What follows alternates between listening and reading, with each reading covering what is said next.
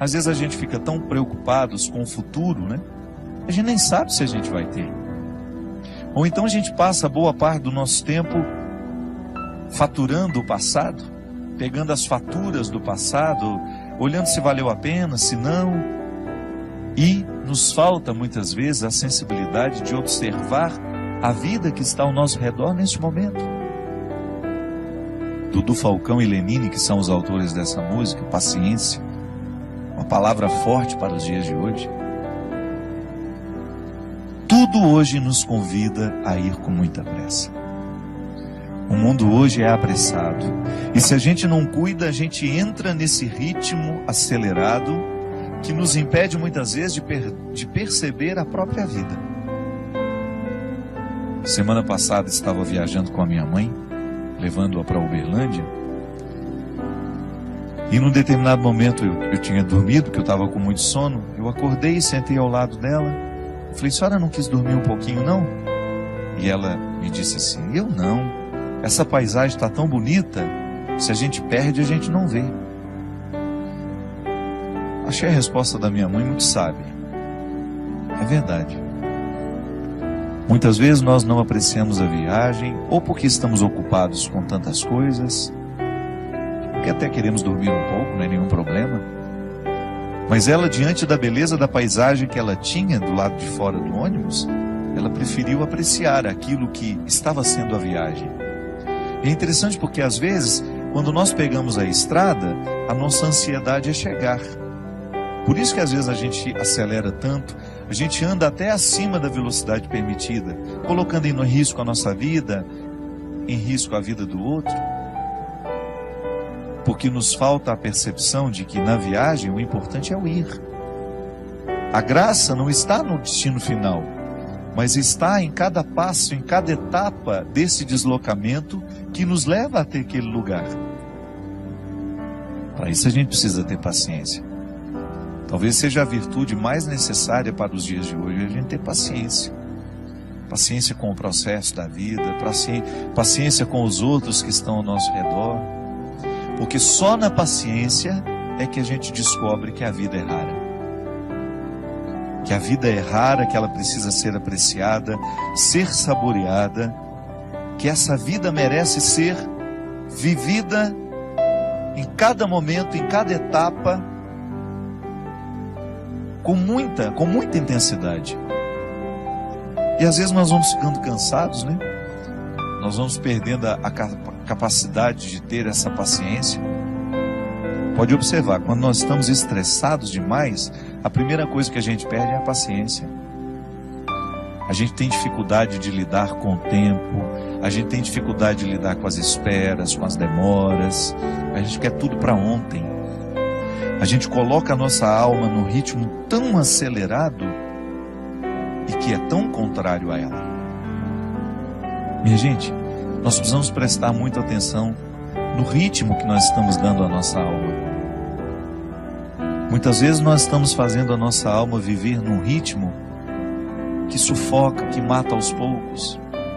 E quem é que impõe esse ritmo à alma? O corpo. Porque nós não podemos separar as duas realidades. A antropologia cristã nos ensina que corpo e alma precisam ser conjugados juntos. Mas você não pode esquecer que elas têm necessidades diferentes. São duas realidades que necessitam de coisas diferentes. O corpo precisa de atividade física, precisa de alimento, precisa de descanso, precisa de conhecimento. Não é assim que funciona? Se você cuida bem da saúde do seu corpo, você vai observar a necessidade de vez em quando fazer um check-up, fazer um exame de sangue, examinar tudo aquilo que é o funcionamento do seu corpo, porque você quer viver, você quer ter saúde. Então, para ter saúde, é preciso administrar as necessidades do corpo. É preciso compreender o mecanismo do corpo, como é que ele funciona, quais são as necessidades que ele tem. O corpo precisa ser hidratado, então por isso a gente não pode esquecer de beber água. O corpo precisa de higiene, por isso que nós não podemos deixar de tomar banho, cortar o cabelo, cortar as unhas. O corpo precisa de ter dinâmica, Ele precisa estar disposto. Para isso que a gente coloca uma disciplina de atividade física, para que esse corpo não fique envelhecido mais do que a idade que você tem. Isso também acontece. Às vezes a gente está com 50 anos, mas por causa da vida errada que a gente deu ao corpo, que a gente impôs ao corpo, talvez a gente já esteja com 70 anos na carne, mas não na realidade. Então o corpo tem necessidades que, se a gente não observa, ele entra num processo de falência logo.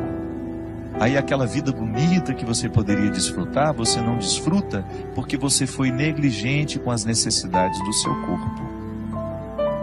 Aí você vai para as necessidades da alma. Oh meu Deus, como são diferentes as necessidades da alma. A alma precisa de oração, a alma precisa de silêncio. Ao disciplinar o corpo numa quietude e num silêncio, a alma começa a entrar neste contexto de silêncio, de quietude, que é onde a gente vai ter a oportunidade de ouvir Deus falar com a gente. A alma precisa de música.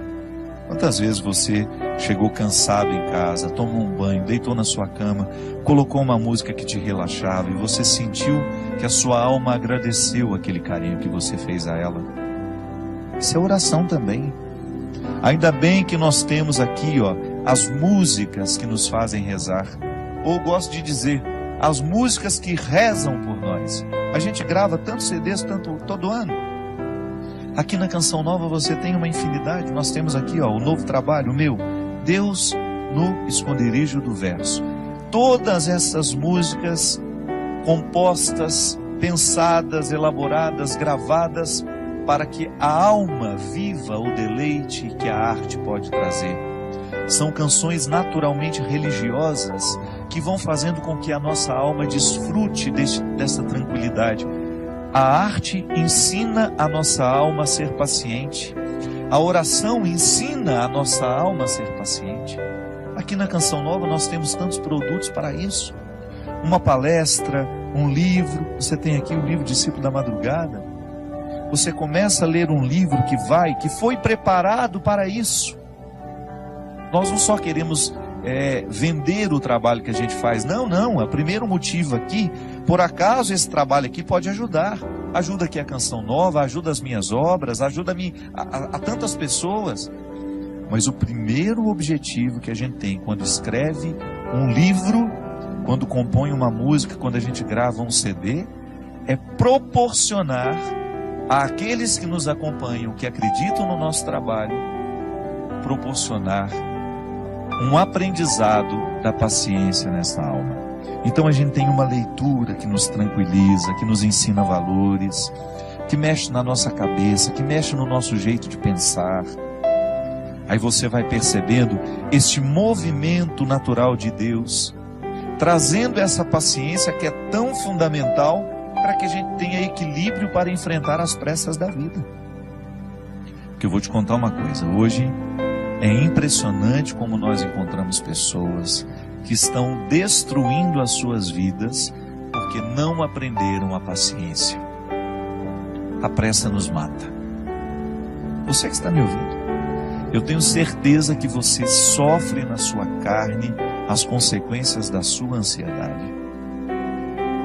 A ansiedade te adoece.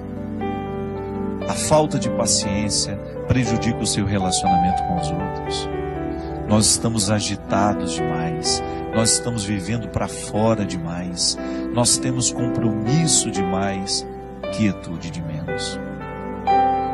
Você sabe que eu, na minha vida, como eu sou uma pessoa que tem uma vida muito pública, eu estou o tempo todo encontrando muita gente, eu trabalho muito, eu tenho muitos eventos, eu viajo toda hora, eu encontro muita gente. Eu assumi uma regra para mim. Quando eu chego na minha casa, ali é o meu claustro. Às vezes eu não aceito convite nem para atravessar a rua para almoçar na casa da minha vizinha. Porque eu sei que a minha alma precisa dessa quietude. Eu preciso do meu silêncio. E eu só saio quando eu realmente tenho de sair.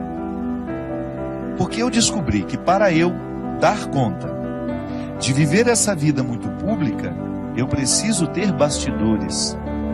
Eu preciso ter o meu espaço de vida consagrada ao silêncio, à quietude, à oração. Porque nessa correria nem sempre eu consigo. Mas você já imaginou se eu chegasse na minha casa e impusesse a mim uma rotina de vida social que me retirasse para jantar, para isso, para aquilo, para uma festa? Não aguentaria a vida que eu tenho. E como eu privilegio a minha vida de missão, porque eu sou um missionário, eu escolhi ser missionário. Ninguém me obrigou a ter essa vida. Eu, para estar aqui toda quarta-feira, eu sei o sacrifício que eu preciso fazer. Para eu poder pegar as estradas e enfrentar os inúmeros desafios das estradas, a dispersão das estradas. Minha gente, às vezes até num camarim, que é aquele lugar último antes de entrar no palco para cantar. O camarim deveria ser o lugar da oração, do sossego, da tranquilidade. Isso não existe para mim. É lá que muitas vezes claro, não estou reclamando, estou dizendo, é a vida que ficou assim.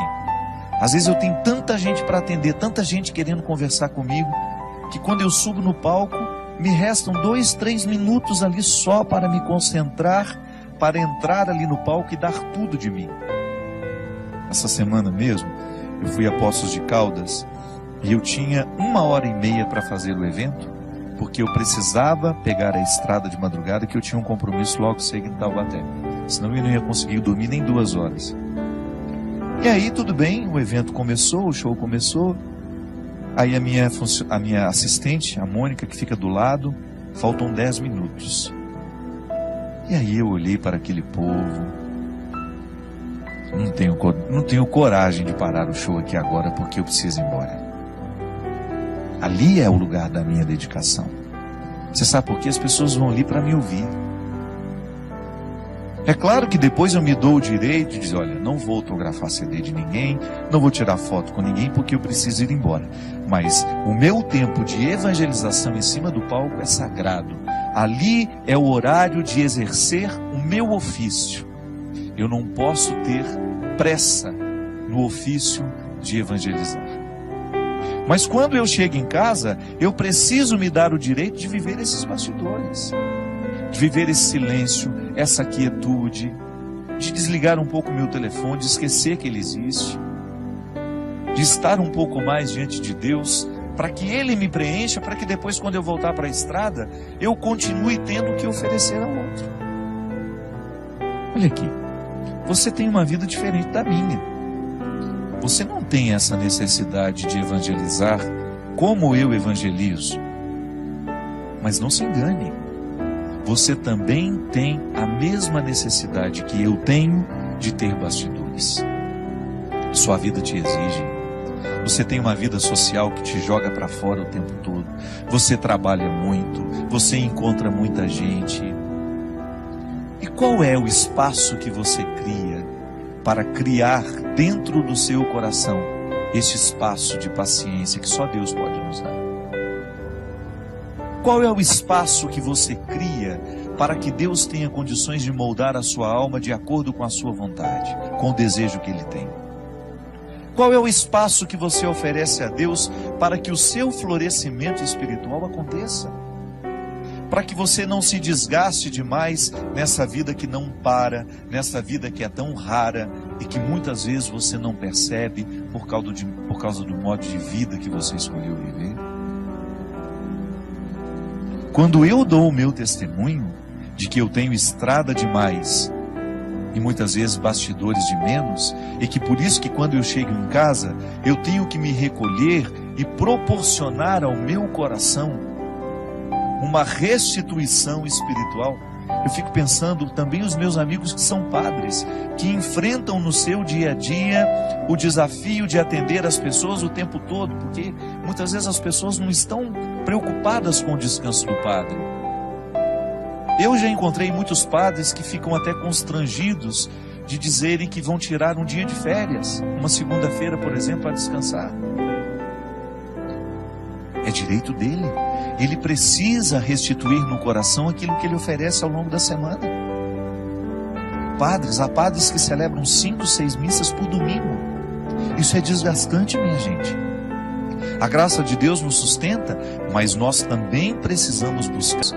Eu vejo aqui na Canção Nova como esses meninos e meninas trabalham. Eles trabalham muito. O meu diretor mesmo, China, que agora está trabalhando ali nos bastidores. Quantas vezes esse menino passa a noite editando programas, às vezes o programa que vai ter de ser repetido, ele passa a noite editando esses trabalhos. Trabalha muito. Se você vê essa equipe que está aqui, eles são trabalhadores e não tem muito tempo não. Mas você vai olhar para eles, você vai buscar na vida deles, os consagrados sobretudo, sempre encontram o seu espaço de estarem em silêncio diante do Senhor, buscando a restauração dessa vida espiritual que vai por água abaixo se a gente descuida. Eu já lhe disse isso aqui uma vez e volto a repetir. O fundador da Congregação dos Padres do Sagrado Coração de Jesus, lá onde eu fui formado, graças a Deus, toda a minha formação eu devo à Congregação do Sagrado Coração de Jesus. Padre João Leão Deon, ele dizia assim: Deus não pode fazer nada com as nossas obras se antes Ele não possuir o nosso coração. É disso que eu estou falando. Quando nós oferecemos a Deus o nosso serviço e esquecemos de oferecer a Ele o coração, que é a metáfora de todos os meus bastidores, Deus não poderá restituir aquilo que eu ofereço ao outro através do meu trabalho. E em pouco tempo eu estarei oferecendo a mim. E oferecer a mim, somente a mim, vai me desgastar demais. Eu vou ficar cansado, eu vou perder a paciência, eu vou ficar estressado, eu vou ficar bruto com as pessoas e eu vou esquecer a delicadeza, que é justamente a característica de todo cristão. Portanto, não tenha medo de introduzir na dinâmica do seu cotidiano o espaço da sua restauração interior. Pode ser 5, 10 minutos. Silêncio, oração, respiração profunda. O exercício da respiração profunda é excelente para quem quer descansar, para quem quer dormir bem. Uma boa leitura, uma música que vai lhe fazer bem. Não vá para a cama sem lhe oferecer este oásis que vai lhe dar condições de trabalhar essa paciência dentro do seu coração.